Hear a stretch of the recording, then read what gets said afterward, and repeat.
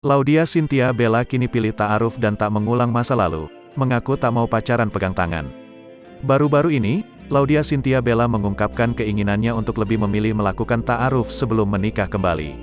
Alasannya yaitu, Bella menghindar untuk menjalin asmara atau berpacaran kembali, karena ia tak ingin menyentuh dan berpegangan tangan kembali dengan pria lain yang bukan muhrimnya. Itu semua ia lakukan demi terhindar dari dosa.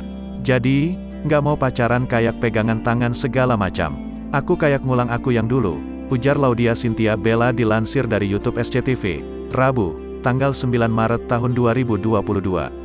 Mantan istri Engku Emran itu mengaku hanya ingin mengenal pria yang membuatnya nyaman dan mau serius menikahinya. Aku nggak pacaran sama siapapun, aku cuma kayak pengen kenal satu sama lain. Kalau udah sama-sama nyaman dan jalannya nikah ya udah nikah, tandasnya.